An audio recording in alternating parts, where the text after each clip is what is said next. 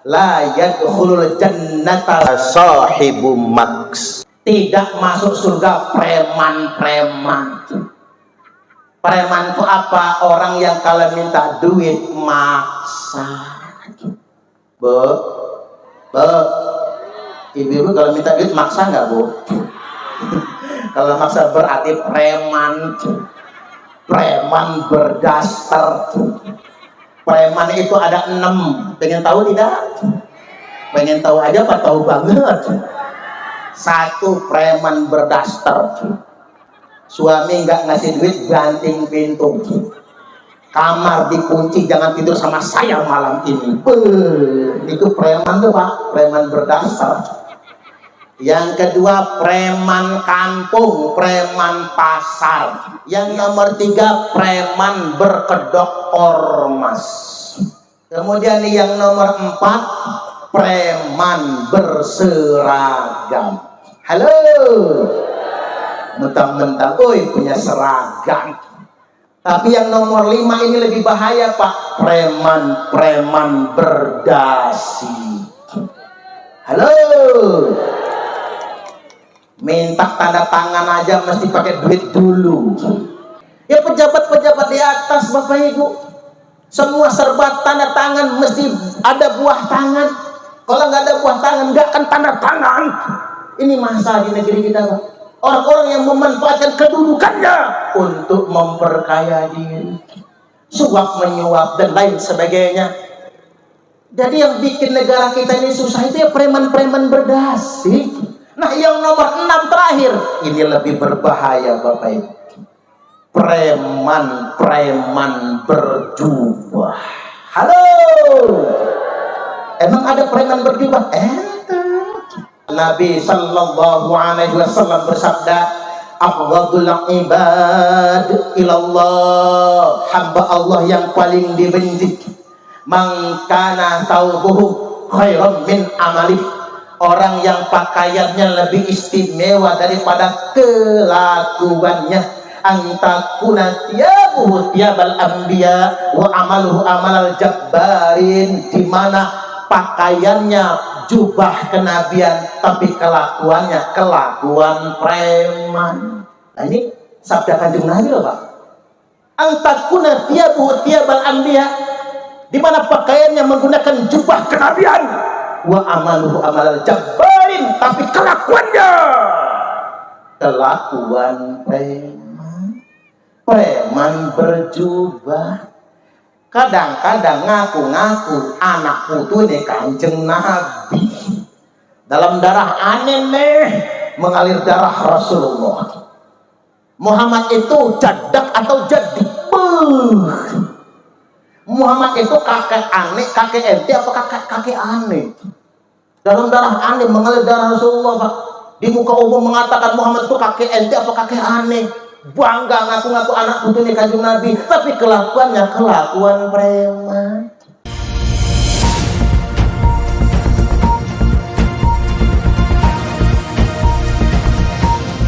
Apa sih peran Jam'iyah Nahdlatul Ulama?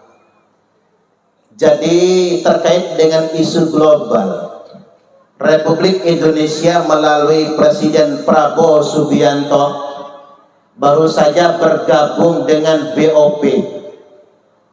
BOP itu bukan bantuan operasional pesantren, bukan, Pak. BOP ini itu Board of Peace. Itu benar nggak sih bahasa Inggrisnya itu ya? Board of Peace, yakni badan atau lembaga perdamaian bikinan Donald Trump. Yang bikin BOP itu Donald Trump dan Benyamin Netanyahu. Itu Benyamin Netanyahu, Perdana Menteri Israel. Kemudian sempat beberapa tokoh menolak. Lantas kemudian ormas-ormas Islam yang sempat menolak diundang ke Istana Negara. Yang tadinya menolak kemudian turut mendukung bergabungnya Indonesia ke BOP, Badan Perdamaian Donald Trump. Alasannya mudah-mudahan Indonesia bisa ikut mempengaruhi kebijakan terkait dengan perdamaian dan kemerdekaan Palestina. Artinya Indonesia ikut andil kalau bisa mempengaruhi Donald Trump Amerika dan Benyamin Netanyahu Israel. Tanggapan kita apa? Tanggapannya begini, sampai Upin Ipin lulus kuliah, sampai Upin Ipin diwisuda, Indonesia tidak akan pernah bisa mempengaruhi, apalagi mendikte Donald Trump dan Benyamin Netanyahu. Tapi bukan berarti kita menolak, Pak. Itu bahasa diplomasi. Secara diplomatis Pak Presiden Prabowo demi marwah bangsa Indonesia harus mengatakan itu. Andil kita di BOP setidak-tidaknya mudah-mudahan bisa mempengaruhi, setidak-tidaknya bisa membangun negosiasi dengan Amerika dan Israel demi kemerdekaan Palestina. Itu bahasa diplomasi dan itu penting diucapkan demi sebuah marwah bangsa Indonesia. Hanya saja kenyataan sesungguhnya kita harus jujur. Sakjane sebenarnya, Pak, karena beberapa waktu yang lalu Donald Trump sudah ngotak-ngatik Papua. Apa kata Donald Trump? Integrasi Papua ke Republik Indonesia harus ditinjau ulang. Artinya ini kedaulatan, Pak. Kedaulatan negara kesatuan Republik Indonesia sedang diganggu, sedang diancam. Kalau memang benar Amerika akan ngotak-ngatik Papua, alamat, Pak, bahaya nanti. Jadi Timor kedua, Bapak Ibu. Makanya gercep, Bu, tahu gercep? Gerak cepat ya. Gercep, Prabowo langsung terbang ke Amerika, bergabung dengan BOP. Itu sebetulnya, Bapak Ibu. Jahenya sudah datang ini. Jahe terus apa? La segar. Ini pokare suet. Jadi iklan kita. Matur suet. Jadi itu sebetulnya, Pak. Sebelumnya sudah ada kebijakan pajak yang menyengsarakan kita. Pak Prabowo datang ke Amerika bernegosiasi. Habis itu Papua yang diotak-atik oleh Donald Trump. Maka demi bangsa Indonesia, demi terjaganya Papua sebagai bagian NKRI, Pak Prabowo terbang ke Amerika. Biarkan dibully, biarkan dicaci gara-gara gabung BOP, tapi semua semata-mata demi negara kesatuan Republik Indonesia. Tepuk tangan dulu. Biasa sekali-kali ya muslimat ngaji kayak gini kan ya. Ya biar gak terpengaruh sama hoax, Pak. Ya biar gak ikut-ikutan HTI ya, Pak. HTI kan mencaci maki pemerintah kok gabung BOP. Ya betul lah. Indonesia negara kecil kok. Kita gak punya daya upaya. Indonesia bandingkan Amerika mah kecil kita, Bapak Ibu. Tapi kita harus mampu bernegosiasi. Kita harus punya posisi tawar di dunia internasional. Agar mengapa? Demi kedaulatan bangsa kita. Dan setidak-tidaknya kita bisa membisikkan demi kemerdekaan Palestina. Nggak usah khawatir, Bapak Ibu. Indonesia konsisten mendukung kemerdekaan Palestina.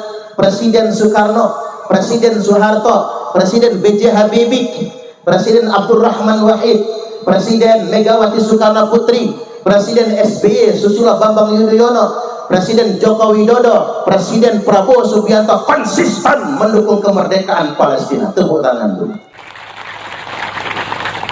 Ya karena itulah sementara waktu yang bisa kita lakukan, berdiplomasi dan bernegosiasi. Lebih gak bisa.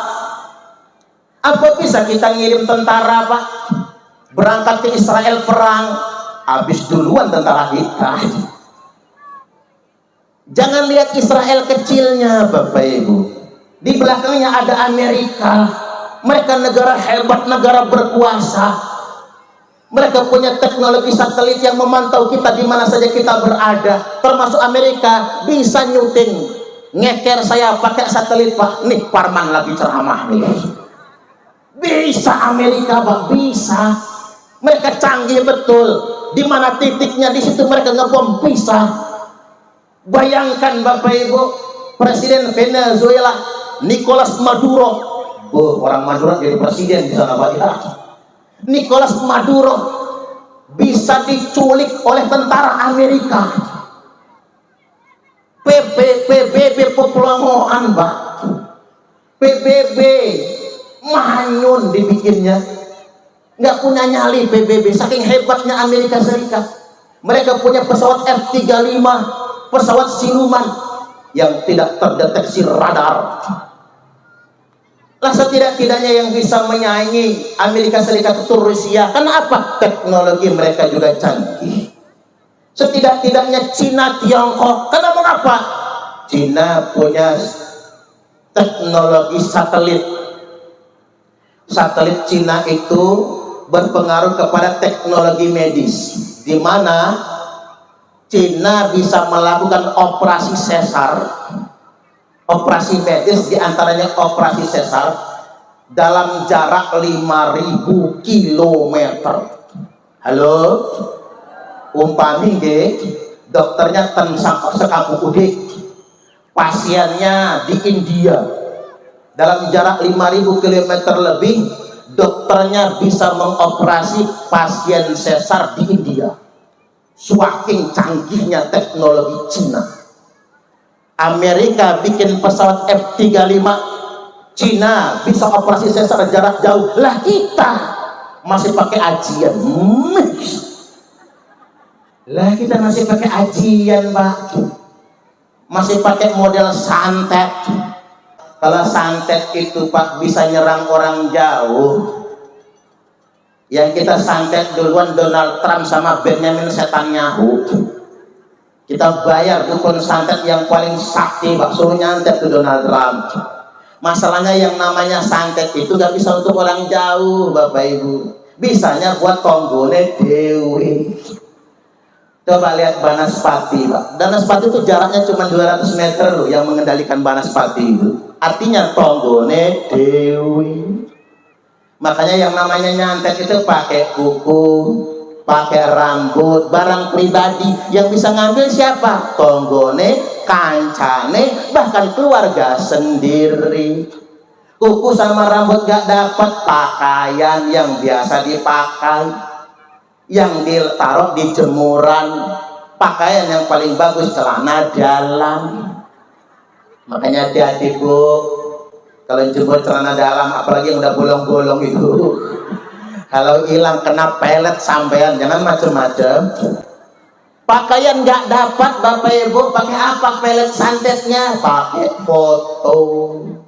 Cuman konon katanya melet pakai foto nggak mempan lagi. Karena apa? Jinnya bingung. Kok fotonya sama aslinya beda? Fotonya glowing, aslinya burik. Apa kata pantun di media sosial? Dari mana datangnya cinta? Dari Facebook turun ke WA. Dari mana datangnya kecewa? Pas ketemuan mukanya beda. Jangankan jin demit, wong kita aja kecewa. Begitu COD-an di TikTok, Instagram, profil WA, Facebook glowing. Begitu ketemuan burik taunya, benar-benar mengecewakan.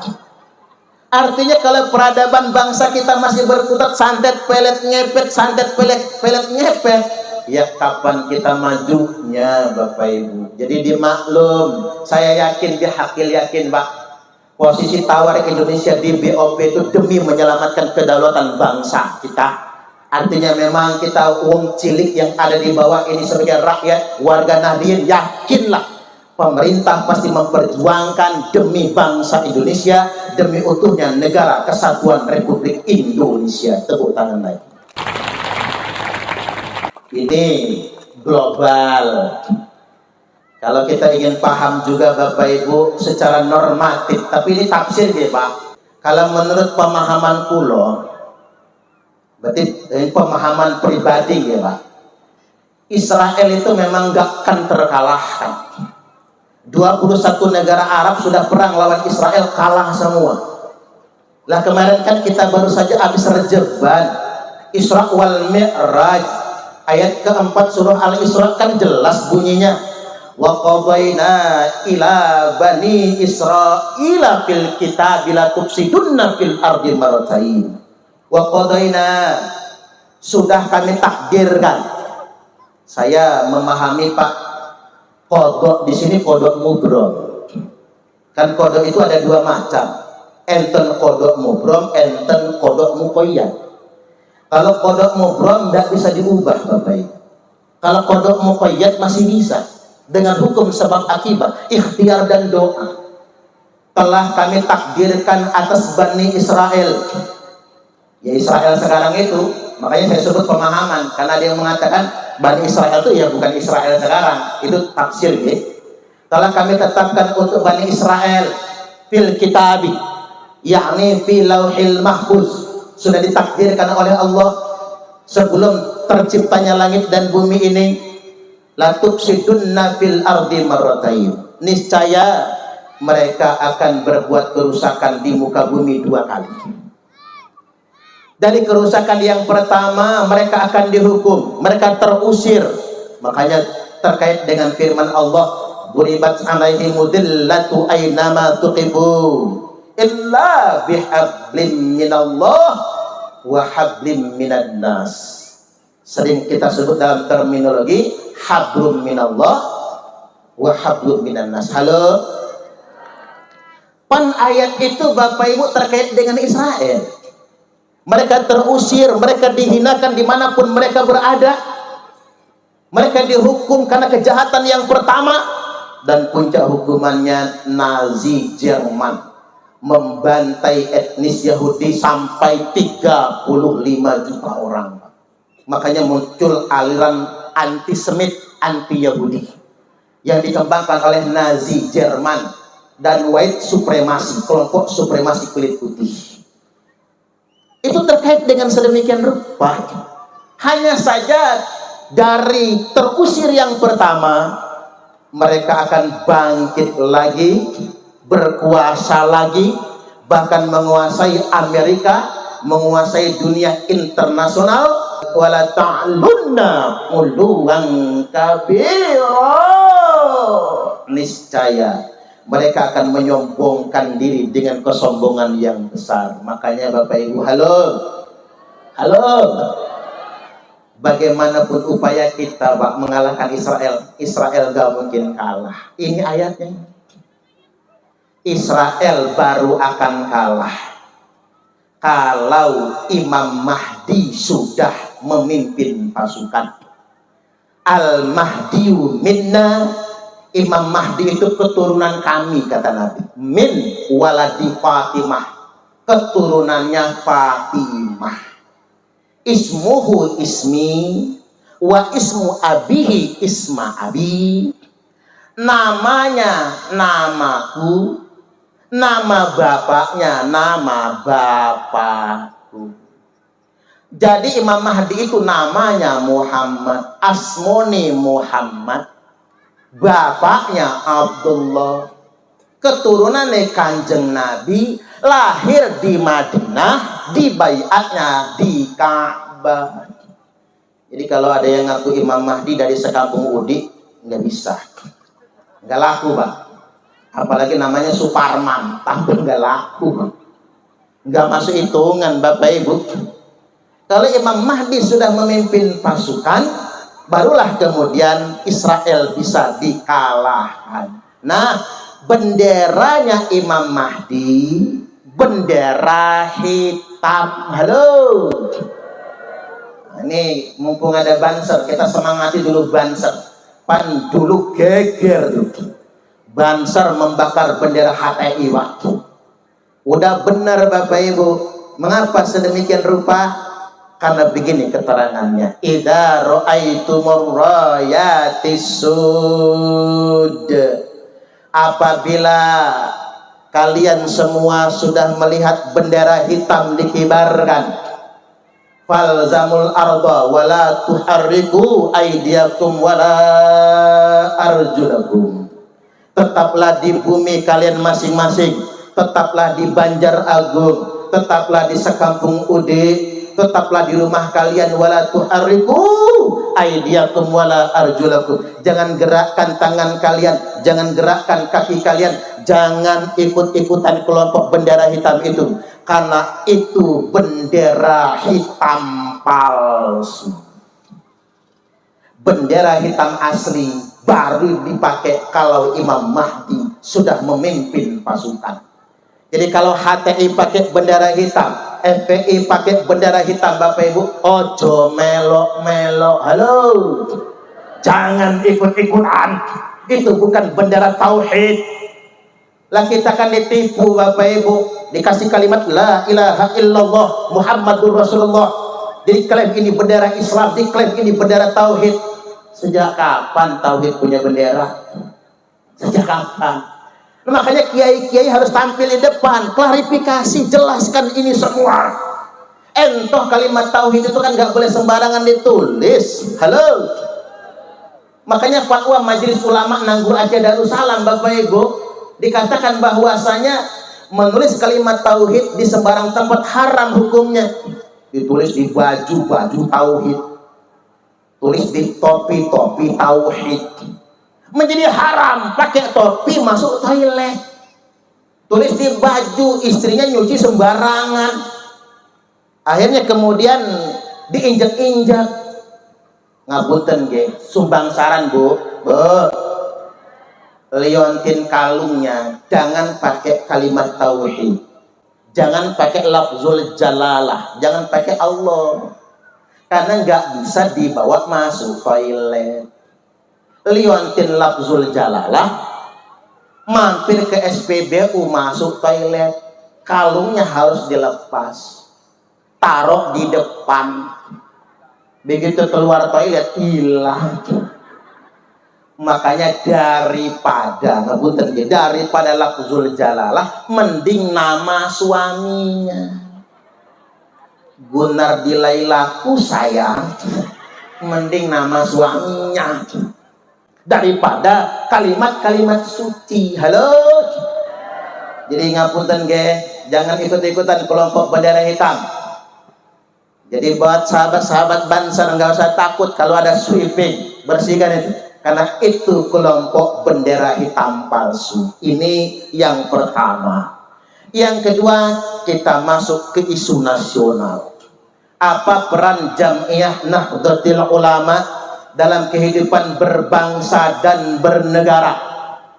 Begini Bapak Ibu, idza ra'aitum ikhtilafan, apabila kalian semua melihat perbedaan perselisihan, karena umat ini di akhir zaman akan berfirqah-firqah, dan NU adalah firqah. Halo,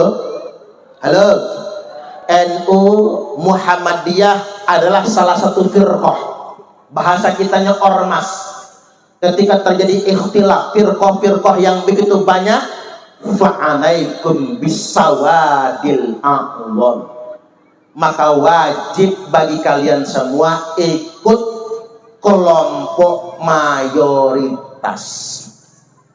As-sawadul a'dham dalam konteks Indonesia adalah NU lan Muhammadiyah.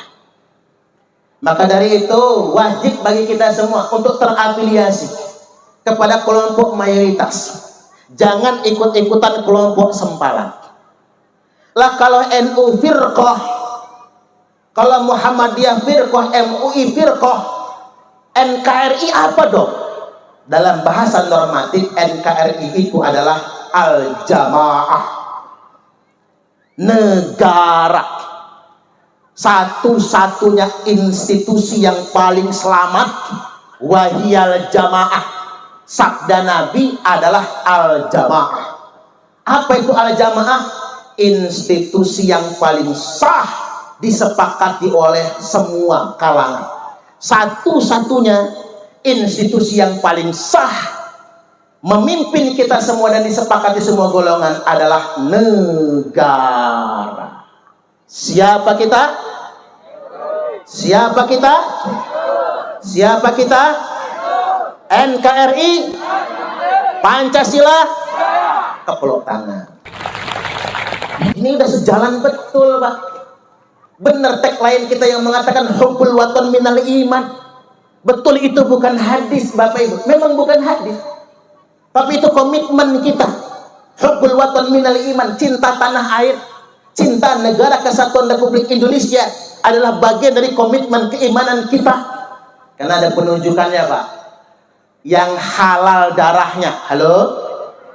Yang halal darahnya itu kan watariku lidinihil mufariqu lil jamaah. Orang yang meninggalkan agama, memisahkan diri dari al-jamaah. Kadang-kadang dalam tafsir tradisional kita pahami itu murtad. Orang murtad keluar dari Islam, halal darahnya. Penafsiran itu kontraproduktif, Bapak Ibu. Mengapa? Tidak mungkin orang keluar dari Islam kita sembelih. Halo? Tidak mungkin kan, Pak? Lah, apa bunyi hadis itu? Wattariku lidinihil mufariqu lil jamaah. Meninggalkan agama. Maksud dari hadis itu bukan pindah agama. Maksud hadis itu adalah mufariqu lil jamaah, melawan negara. Bahasa fikihnya bugoh, makar, berontak.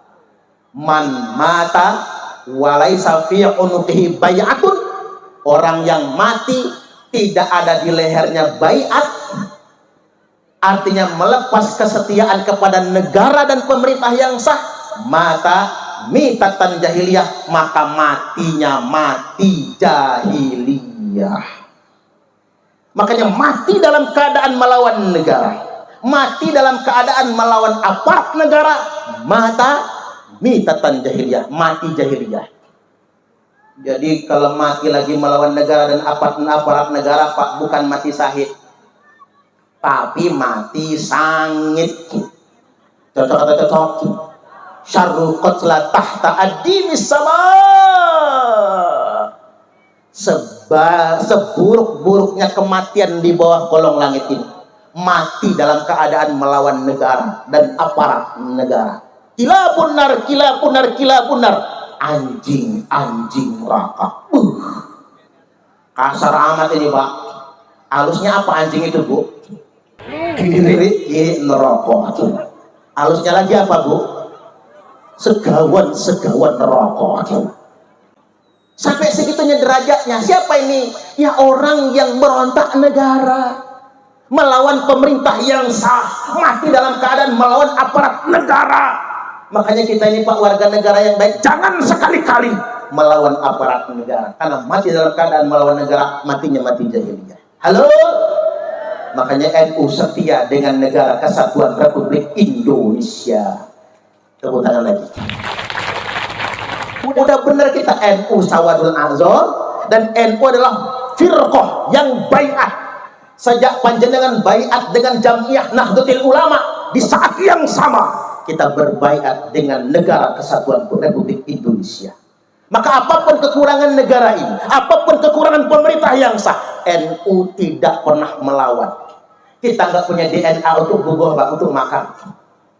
Ya, padahal Bapak Ibu, kita punya jamaah 170 juta jiwa. Subhanallah, luar biasa, Pak. NU itu kalau mau ngelawan miring nih negara. TNU kita, Tentara Nahdlatul Ulama kita, alias Banser, yang sering geledek Banser, emang Banser, Pak. Nih sahabat-sahabat Banser, kalau diledek Banser, emang Banser. Bansernya TNI Polri saat dibutuhkan, Banser siap maju ke depan. Tepuk tangan lagi. Saat dibutuhkan. Artinya Bapak Ibu, kita nggak punya DNA untuk melawan apapun kondisinya. Dulu, Pak, pesantren-pesantren NU, ngapunten nggih, pesantren-pesantren NU Sekolah-sekolah NU, ma'arif nih Pak, ngajukan bantuan ke pemerintah dulu. Apa kata Pak pemerintah? Ganti dulu nama NU-nya. Maka terpaksa Bapak Ibu yang tadinya SD Matlaul Anwar MI Ma'arif diganti MI Matlaul Anwar. Karena kalau masih Ma'arif nggak diterima, nggak bisa minta bantuan Pak. 32 tahun kita nggak punya menteri agama, nggak punya menteri kesehatan, nggak punya menteri pendidikan Bapak Ibu, tapi NU eksis dengan pesantren. Makanya benar kalau ada yang mengatakan agama tidak dijaga dengan kekuasaan, agama tidak dijaga dengan kekayaan, tapi agama dijaga dengan ilmu, dengan pesantren. Walaupun orang Islam berkuasa semua, orang Islam jadi pejabat semua, Islam tetap terjaga. Islam belum tentu terjaga. Walaupun orang Islam sugih semua jadi konglomerat semua, Islam belum tentu terjaga. Tapi kalau orang Islam mondok semua, walaupun pondoknya gedek gerebek, agama akan tetap terjaga. Jumlah pesantren terbanyak nomor 1 di Indonesia, Jawa Barat. Nomor 2, Jawa Timur. Nomor 3, Jawa Tengah. Nomor 4, Banten. Nomor 5, Nangguru Aceh Darussalam. Nomor 6, Lampung. Tepuk tangan buat Lampung kita. Jumlah masjid terbanyak di Indonesia, Jawa Barat. Nomor 2, Jawa Tengah. Nomor 3, Jawa Timur. Nomor 4, Sulawesi Selatan. Nomor 5, Lampung. NU terbesar di Indonesia, ranking 1 Jawa Timur, ranking 2 NU-nya Jawa Tengah, ranking 3 Lampung. NU ranking 1 di Lampung, Lampung Timur. Tepuk tangan dulu. Ini luar biasa. Nanti suruh sawat katanya. Mengumpulkan dana, ini taruhnya sebagian belum dibayar ya. Nggak boleh ke utang ini, nggak boleh ke utang. Halo. Artinya memang sekali lagi Bapak Ibu, peran kita dalam hidup berbangsa dan bernegara sungguh luar biasa. Hanya saja ngapunten nggih, NU tetap konsisten terkait dengan isu global al-amru bil ma'ruf wan nahyu 'anil munkar. NU tetap amar ma'ruf nahi munkar. Terkait dengan kehidupan berbangsa dan bernegara dalam skala nasional, NU tetap harus konsisten al-amru bil ma'ruf wan nahyu 'anil munkar, menyuruh kepada perbuatan yang ma'ruf dan mencegah perbuatan munkar. Karena problem bangsa kita ini, mengapa negara kita nggak maju-maju? Mengapa kita sulit bersaing dengan Amerika Serikat? Mengapa kita sulit bersaing dengan Cina, negara maju lainnya? Karena problem di negara kita ini Bapak Ibu, banyak orang pintar tapi tidak benar. Halo. Korupsi merajalela. Presiden Prabowo heran, Indonesia ini kaya raya, tapi mengapa rakyatnya miskin? Ini Pak Prabowo loh Pak, yang matur Pak Prabowo. Dawuh Pak Prabowo, Indonesia ini negara kaya, tapi mengapa rakyatnya miskin? Saking kayanya Indonesia ini ada di bentangan garis khatulistiwa, ijo royo-royo seakan-akan bocoran surga. Bukan lautan, hanya kolam susu, jaring dan jala cukup menghidupimu. Tiada badai, tiada topan kau temui, ikan dan udang menghampiri dirimu. Orang bilang tanah kita tanah surga, tongkat kayu dan batu jadi tanaman. Mapas kalau kata orang Lampung, mati kak lawang batu. Orang bilang tanah kita tanah surga, tongkat kayu dan batu jadi tanaman, ikan dan udang menghampiri, bukan lautan hanya kolam susu. Saking sejahteranya negeri yang gemah limpah roh jinawi, toto tentrem kerto raharjo, murah sandang murah pangan. Tapi mengapa bangsa kita tidak bisa maju? Korupsi merajalela. Orang pintar, orang pakai bener. Ini masalah di kita. Terlalu banyak Bapak Ibu orang pintar yang minterin, orang pintar yang ngakalin. Kata orang ada 4 jenis bangsa di muka bumi ini. 1, ada bangsa yang sedikit bicara, sedikit bekerja. Ini bangsa Nigeria, Somalia, negara Afrika yang miskin. Mereka sedikit bicara, sedikit juga bekerja. Gimana kalau mau banyak bicara, wong lemes jarang makan, Pak. Orang puasa kan males ngomong karena nggak makan, lapar. Yang kedua, ada bangsa yang sedikit bicara tapi banyak bekerja. Ini bangsa apa? Jepang, Korea. Jepang, Korea itu negaranya kecil. Mereka sedikit bicara tapi banyak bekerja. Makanya Jepang, Korea maju, Pak, bergaining di dunia internasional. Yang nomor tiga, ada bangsa yang banyak bicara dan banyak bekerja. Ngomongnya banyak, kerjanya juga banyak. Jadi bangsa mana? Amerika, Cina. Amerika itu pakaian cangkem, Pak. Orang Amerika rakyatnya banyak, orang Cina rakyatnya banyak, ngomongnya banyak, cangkemnya banyak, tapi kerjanya juga banyak. Makanya mereka menjadi negara yang maju. Nggak apa-apa banyak ngomong, tapi buktikan dengan kerja. Yang nomor 4, ada bangsa yang banyak bicara tapi sedikit sekali bekerja. Ini bangsa mana? Sanes Indonesia. Ini bangsa India. Bangsa India tuh ngomongnya banyak, kerjaannya dikit, Pak. Pernah nonton film India? Kesenangan saya waktu masih SD film India itu. Film India mana ada yang 1 jam, Pak? 6 jam. Nganti geringingan nonton film India itu. India tuh aneh, Bapak Ibu. Kalau ngomong iya, geleng-geleng. Tapi kalau ngomong enggak, nganggu-nganggu. Apa aja diomongin. Dan filmnya bulat. Hampir saja ketemu dengan pacarnya. Udah mau ketemu, ada aja kejadian enggak jadi ketemu. Kesel saya, Pak, nonton film dia, kesel. Bisa naik darah kita. Terus orang India tuh apa-apa dinyanyiin. Makan nyanyi, ngising nyanyi, susah nyanyi, seneng nyanyi, cerai nyanyi, nikah nyanyi, tumpah iwae, lumah iwae, bojone dhewe. Ya iyalah, masuk bojo tanggane, Pak. Katanya sih, Pak, ibu-ibu yang rajin dicium suaminya akan lebih awet muda 17 tahun. Makanya ibu-ibu yang jarang dicium ketahuan, Mbak, burik. Cepet tuirnya, cepet peotnya. Itu jarang dicium, stresnya terlalu banyak. Dan katanya, Bu, bapak-bapak yang rajin mencium istrinya relatif lebih panjang umur jika dibandingkan dengan laki-laki yang mencium istri tetangganya.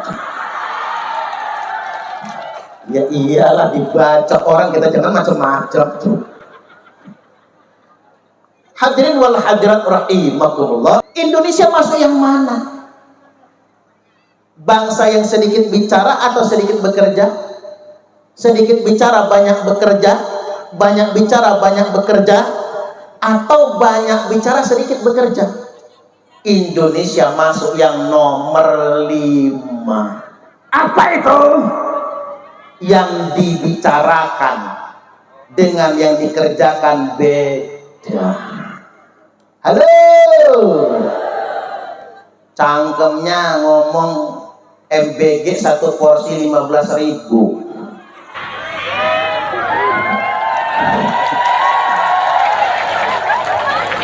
Begitu sampai, Pak, nasi sak genggam nasi kucing, segone sego kucing, buahnya kelengkeng 3 biji, lauknya telur puyuh 2 biji.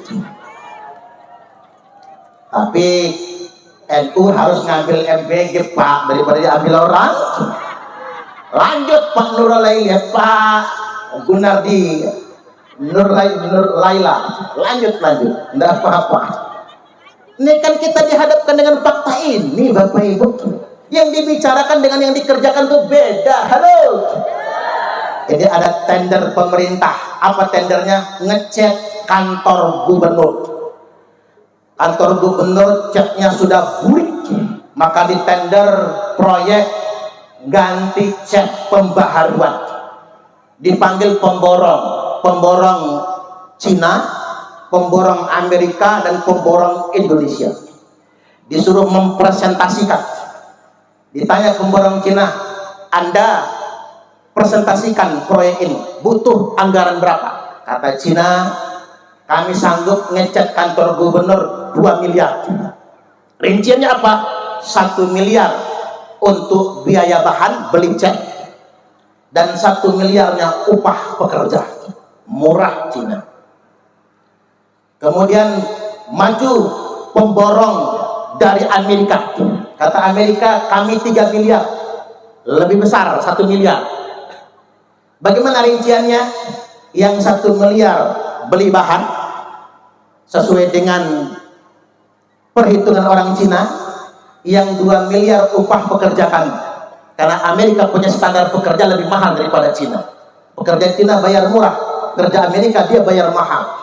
Amerika lebih mahal. Maju pengusaha Indonesia, petantang-petantang kayak orang peperongoan, Pak. Datang pemborong Indonesia. Apa kata pemborong Indonesia? Kami 5 miliar. Mahal amat. Cina cuma 2 miliar. Amerika Serikat 3 miliar sanggup.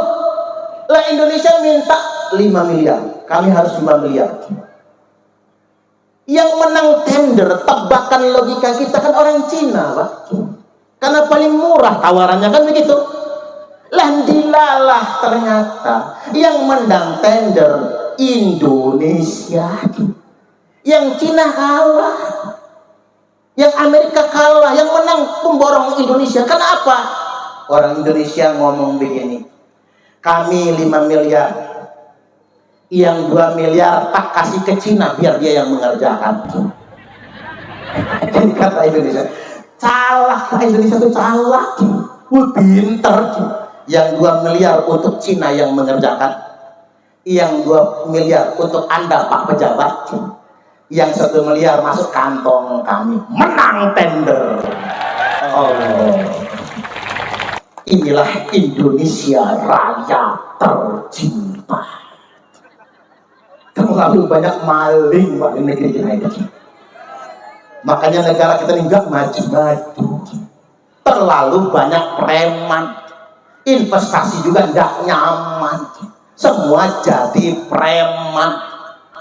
Makanya Nabi Sallallahu Alaihi Wasallam bersabda, la yadkhulul jannata sahibu maks. Tidak masuk surga preman-preman.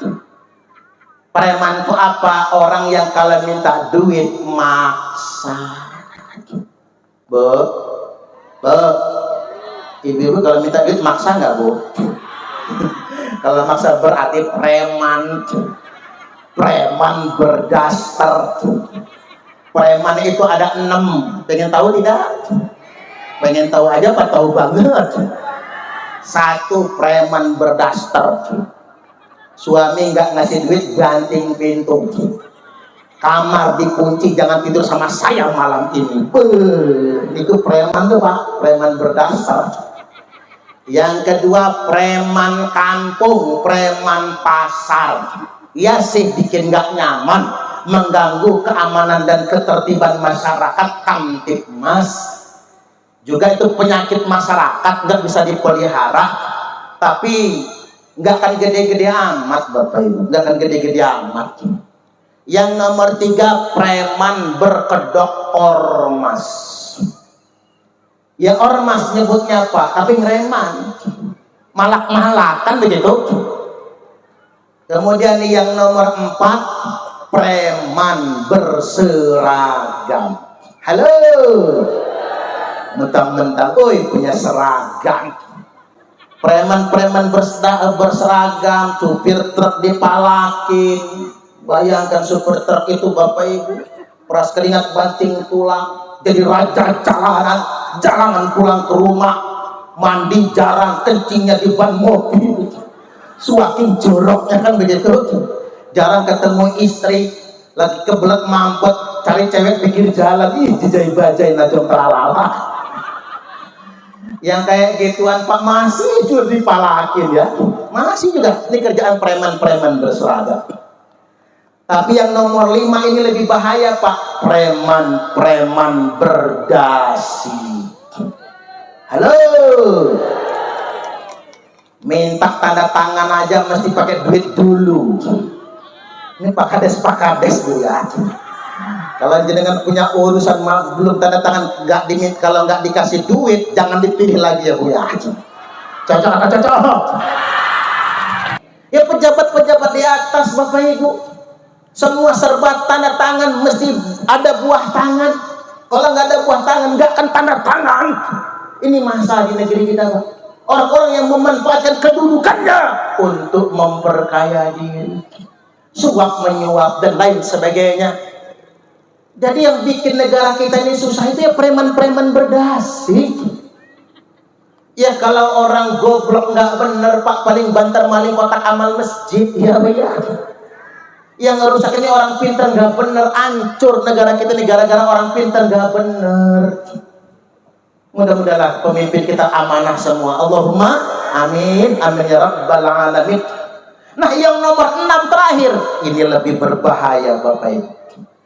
Preman-preman berjubah.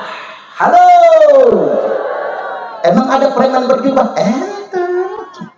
Gelarnya kiai, gelarnya ustaz, tapi malakin umat, nipu umat. Nabi Sallallahu Alaihi Wasallam bersabda, afdhalul ibad ilallah, hamba Allah yang paling dibenci, man kana thawbuhu khairan min amalih, orang yang pakaiannya lebih istimewa daripada kelakuannya. Antakuna tiabuhu tiabal anbiya wa amaluhu amalal jabbarin, di mana pakaiannya jubah kenabian tapi kelakuannya kelakuan preman. Nah ini sabda Kanjeng Nabi loh Pak. Antakuna tiabuhu tiabal anbiya, di mana pakaiannya menggunakan jubah kenabian, wa amaluhu amalal jabbarin, tapi kelakuannya kelakuan preman.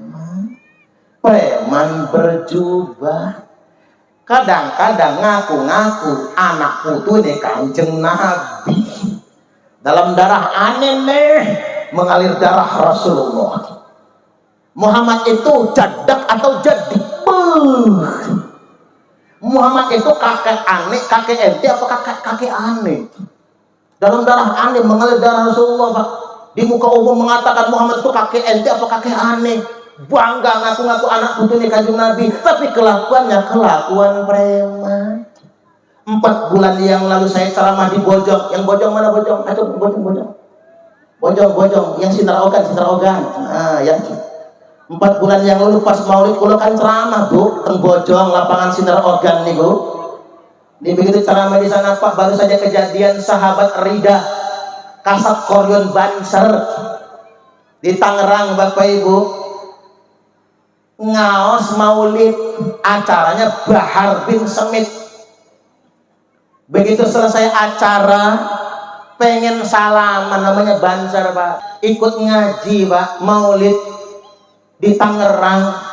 Selesai acara pengen salaman kali Bahar bin Semit, lah langsung dipiting, digebuk, dibawa masuk ke dalam kamar, digebuki ngantik bonyok babak beluk, disundut-sundut rokok persis PKI.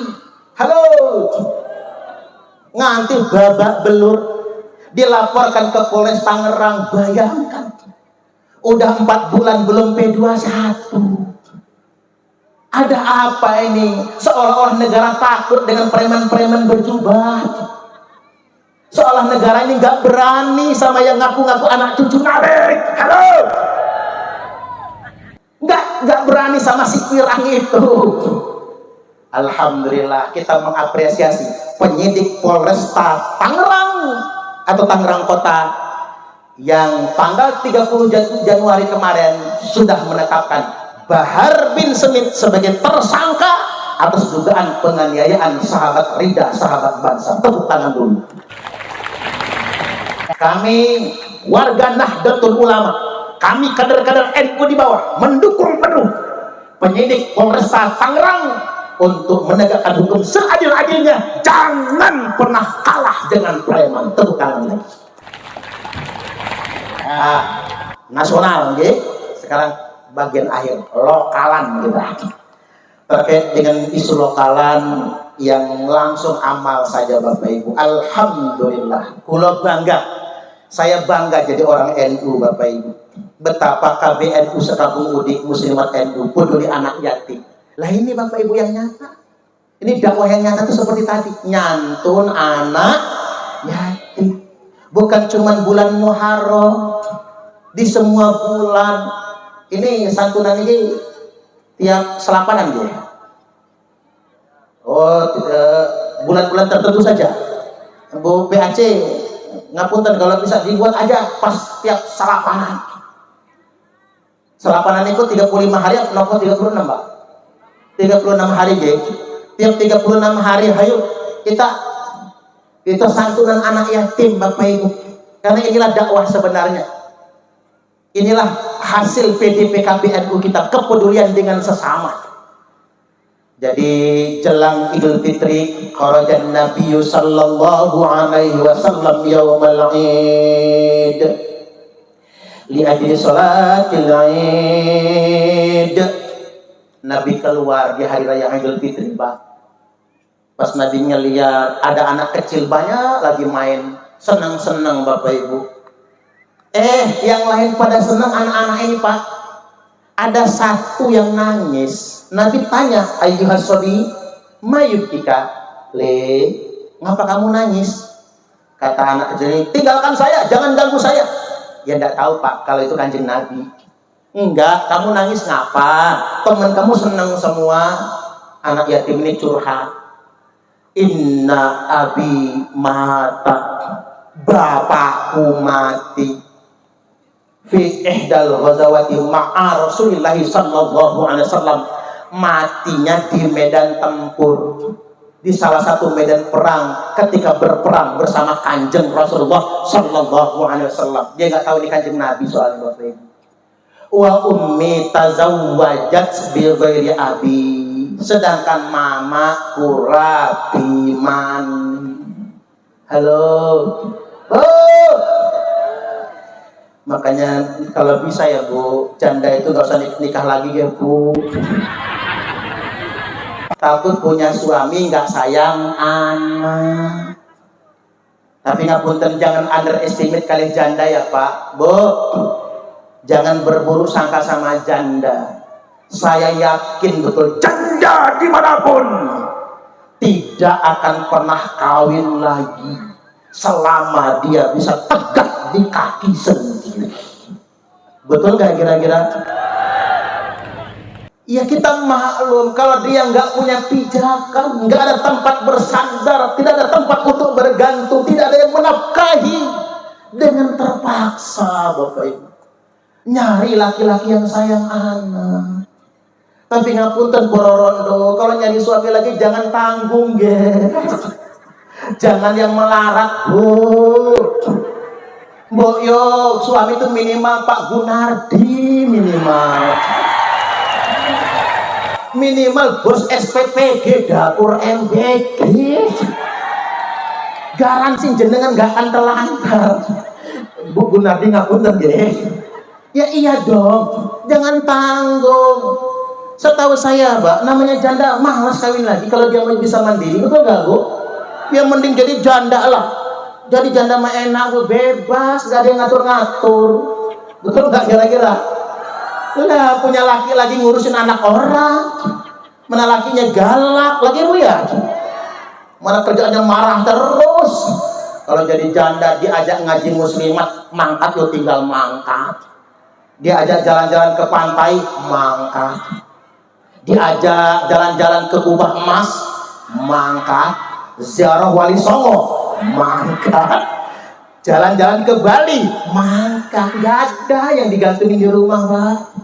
Jadi jangan underestimate. Jadi anak yatim ini nangis, Mamaku rabi maning sama laki-laki yang gak sayang aku. Rumahku diambil, hartaku dirampas, aku telanjang gak punya baju baru.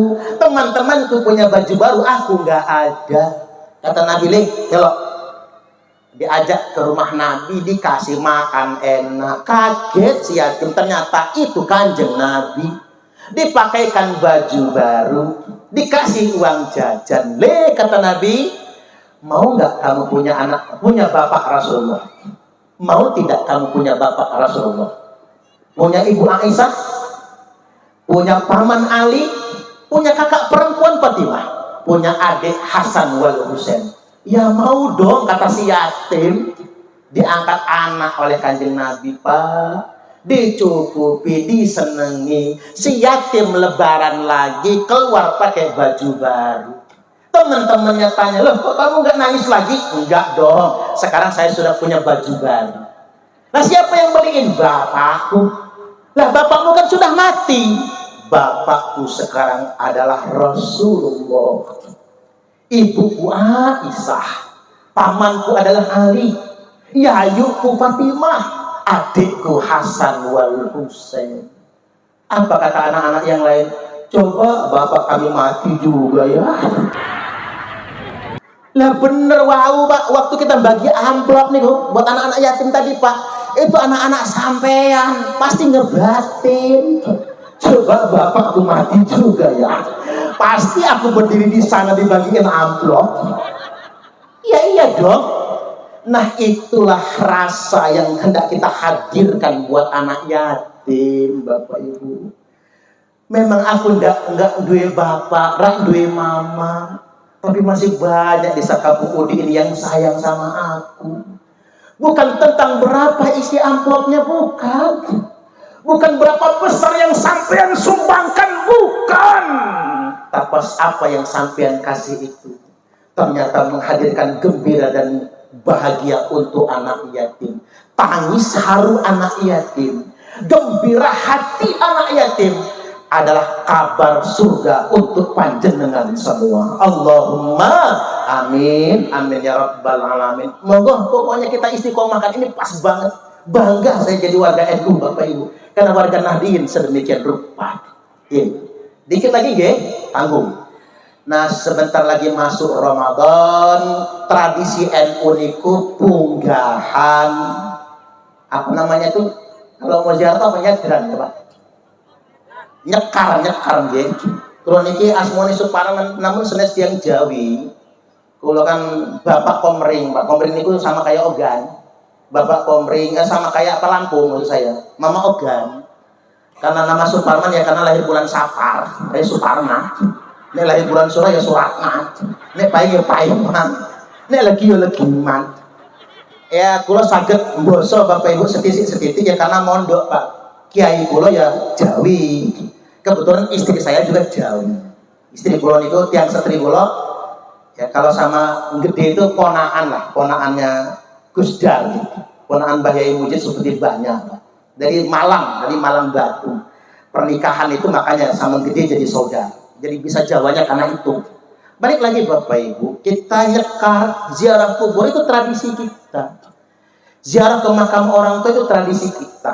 Itu mesti dilestarikan. Asal jangan lupa kalau ke kubur hatamkan Quran. Nggak sanggup hataman 30 juz sesuai dengan fatwa Imam Syafi'i rahimahullah taala, maka baca Yasin qalbul Quran. Baca Yasin nggak sanggup Bapak Ibu, baca kulhu 11 kali. Ya. Kulhu 11 kali nggak sanggup, Fatihah jadilah. Ada mantu ziarah nyekar ke makam Morotuwo. Cuman babat rumput, babat alas. Fatihah aja nggak dibaca. Habis babat rumput pulang, Morotuwo dari dalam kubur manggil, "Oi, mantu edan. Aku nggak butuh areto. Yang aku butuhkan doamu. Mal mayyitu fi qabri." Jadi mal mayyitu fi qabri illa kal gharikil mugawwar. Mayat di kubur itu Pak seperti orang tenggelam, cengap-cengap. Butuh doa keluarganya, anak-anaknya, kerabatnya, teman-temannya. Makanya kalau ke kubur doa. cengap-cengap seperti orang yang timbul tenggelam. Doa kita menolongnya dan meringankannya. Makanya kalau kata Imam Hambali, membaca 11 kali, membaca kulhu 11 kali, dikubur semua ahli kubur mengucapkan terima kasih. Tapi terima kasihnya nggak kedengeran. Kalau kedengeran kita malah kabur, Bapak Ibu. Nah, selain sawan buat almarhumah nyekar, mari kita maaf-maafan antar sesama, nyuwun ngapura kepada kedua orang tua, karena tidak diampuni dosa-dosanya, belum diterima puasa Ramadannya bagi yang belum maaf-maafan. Sing api maaf-maafannya ketemu langsung, jabat tangan musofahah. Kalau nggak bisa telepon nggak diangkat, terpaksa WA. Tapi WA-nya jangan terlalu banyak basa-basi, langsung minta maaf ya saya pernah salah ini itu, mohon dimaafkan. Nggak perlu banyak prolog. Ketika mata tak mampu menatap, ketika lisan pun tak sanggup berucap, ketika tangan tak mampu menjabat, ketika kaki tak mampu melangkah, stroke namanya. Nggak perlu basa-basi, langsung. Ada yang tanya kemarin pas nisfu Sya'ban, katanya di malam nisfu Sya'ban yang tidak diampuni dosanya yang masih musuhan. Dia tanya, Pak Yai, kalau kita sudah minta maaf tapi nggak dikasih maaf, gimana hukumnya? Jawabnya gampang. Panjenengan sudah minta maaf tapi nggak dikasih. Tugas kita cuman minta maaf. Dia nggak kasih maaf, urusannya sama Allah, bukan lagi urusan kita.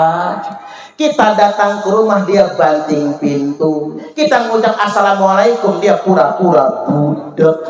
Dia ajak salaman, dia tarik tangan. Pengawasan duduk dekatan, dia pinggir, ngalih pindah tempat. Papasan di jalan, dia minggir-minggir, melipir masuk sirik. Kalau ketemu yang macam begitu, belajarlah dari pertanyaan. Kalau monyet turun dari pohon, yang duluan palanya atau ekornya? Monyet gitu turun dari pohon, yang duluan ndase napa buntute? Palanya atau ekornya? Ekornya atau palanya? Jawabannya salah semua. Kalau monyet turun dari pohon, yang duluan palanya atau ekornya? Jawabannya EGP. Emang gue pikirin monyet kok dipikir? Halo. Kalau ketemu yang kekeh, ngotot, ngetet, ngeyel, merengkel, ndak mau maaf-maafan, ingat kata Pak Parman, monyet turun dari pohon. Emang gue pikirin, simple, nggak usah baperan. Tugas kita cuma minta maaf. Nggak dikasih maaf, urusan dia sama Allah. Halo. Sekarang kita sholawatan dulu. Siapkan infak terbaiknya. Tim Hadrah Mawan yang mimpin sholawat, biar saya ada kesempatan minum jahenya.